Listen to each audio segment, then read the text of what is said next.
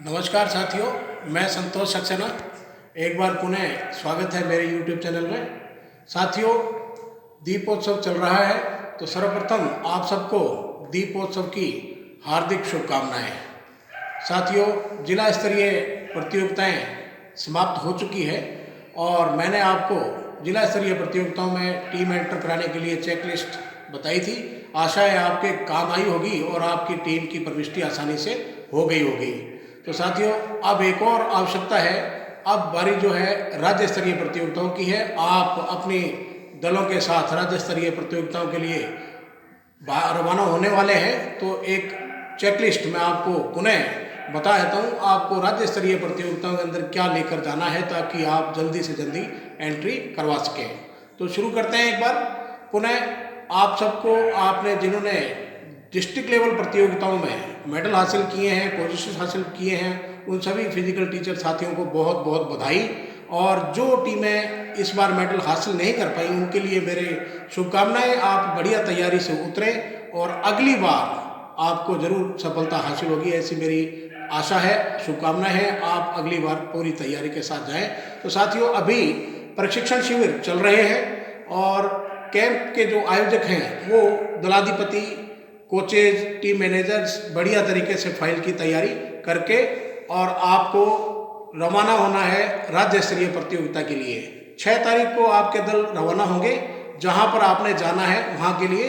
तो आप सर्वप्रथम क्या करें, आपने फाइल जो बनाई है उसको एक बार चेक कर लें ताकि जहां पंजीयन होना है आपका राज्य स्तरीय प्रतियोगिता के लिए वहां पर आपका मिनिमम टाइम लगे, वरना आपका समय इसी फाइल के पंजीयन के अंदर व्यर्थ हो जाता है और आपको सफ़र की वजह से पहले ही टेंशन होती है और आप वहाँ परेशान महसूस करते हैं। तो मैं आपको सबसे पहले बताऊंगा कि आपने फाइल के अंदर कौन कौन से कागज़ लगाने हैं, उनका सीक्वेंस क्या रहेगा ताकि आपको आसानी रहे।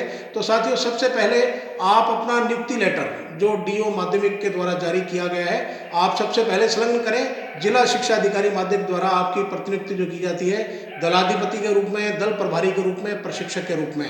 तो याद रखें साथियों, अगर आप महिला दल को लेकर जा रहे हैं तो महिला दल प्रभारी होना बिल्कुल आवश्यक है, वरना आपके टीम की एंट्री नहीं होगी।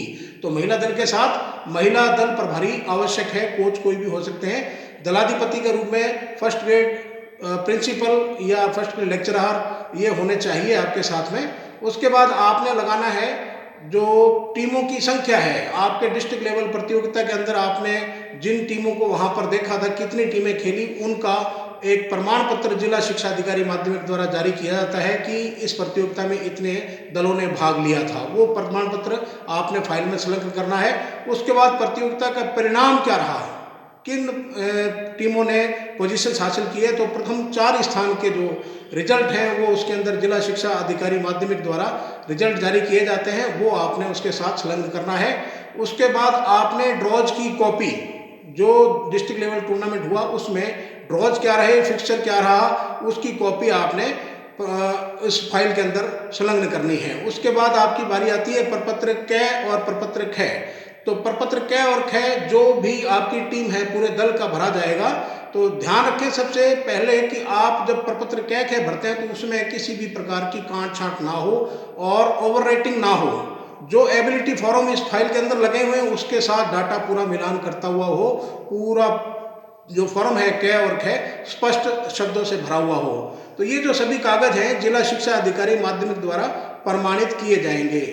आपका नियुक्ति लेटर, आपके टीमों की संख्या का प्रमाण पत्र, आपके प्रतियोगिता के परिणाम और प्रपत्र क है, इस पे जिला शिक्षा अधिकारी माध्यमिक की मोहर, इन्हीं के द्वारा ये प्रमाणित किए हुए होने चाहिए। इसके अलावा जो फाइल के अंदर प्रपत्र एबिलिटी फॉर्म है, जो बच्चों की, जो आपके दल है, आपकी टीम है, उनके जो सदस्य हैं, उनके जितने भी एबिलिटी फॉर्म है वो आपके संयोजक महोदय ने आपको फाइल के अंदर नत्थी करके दिए होंगे। जो विद्यालयों के बच्चे हैं वहाँ से भरकर आएंगे और उनको भी आपने डीओ माध्यमिक द्वारा काउंटर साइन करवाने हैं। प्रत्येक एबिलिटी फॉर्म पर डीओ सेकेंडरी हेडक्वार्टर के प्रति हस्ताक्षर होना कंपलसरी है, आप ये विशेष ध्यान रखें। और उसके बाद एबिलिटी फॉर्म के साथ आपने जैसे जिला स्तरीय प्रतियोगिताओं में बर्थ डेट के लिए आपने 2 प्रमाण संलग्न किए थे, वही 2 प्रमाण जिनमें date of birth, name, father name, ये डाटा सेम हो, कई बार क्या दिक्कत आती है कि नाम मिसमैच होता है, डेट ऑफ बर्थ मिसमैच होती है, तो उसमें फिर आपको रजिस्ट्रेशन के वक्त आपको रजिस्ट्रेशन टीम आपको कहती है ऑब्जेक्शन दूर करें,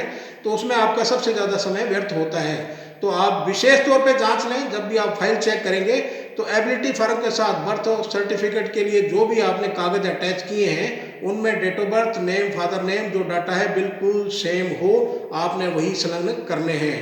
और जो कागज हैं जो सेल्फ अटेस्टेड योग्य है वो विद्यार्थियों द्वारा खुद प्रमाणित किए गए हों, और उसके अलावा जितने भी कागज हैं सब पर डीओ सेकेंडरी के काउंटर सिग्नेचर होना आवश्यक है।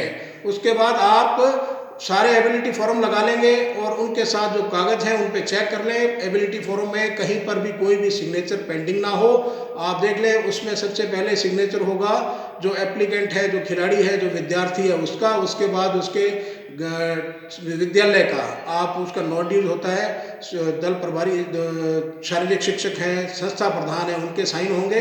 उसके बाद उनके गार्जियन के भी साइन होंगे। उसके बाद संस्था प्रधान उनको फिर भेजता है प्रमाणित करने के लिए, यहाँ भी मैं इसको भेज रहा हूँ। उसके बाद मेडिकल रिपोर्ट है, तो सभी के सभी साइन उसमें कंप्लीटली होने चाहिए। कोई भी ऐसा कॉलम नहीं हो जो रिक्त हो, सभी कॉलम है आवश्यकता अनुसार भरे हुए होने चाहिए। एबिलिटी फॉर्म में कोई भी कॉलम रिक्त ना हो, और उसके साथ जो कागज अटैच किए हैं वो भी सेल्फ अटेस्टेड हों या गेस्टेड ऑफिसर द्वारा प्रमाणित किए हुए लगे हुए हों। तो इसके साथ ही आप जब इसको बारीकी से चेक कर लेंगे, कोई भी डाटा मिसमैच नहीं है, तो मेरे ख्याल से आपको रजिस्ट्रेशन काउंटर पे विदिन 10 मिनट आपको फ्री कर दिया जाएगा। तो आप ये कागज भली भांति जांच कर पूरे प्रमाणित कर लेवें कि हाँ आपकी फाइल में कोई कमी नहीं है। इसके अलावा आपने क्या लेके जाना है, 2 ध्वज। एक तो आप अपने जिले का ध्वज बड़ा साइज का, एक छोटा। बड़ा साइज 4x6 का होता है और छोटा 2x3 का होता है। ये आप 2 ध्वज लेके जाएंगे।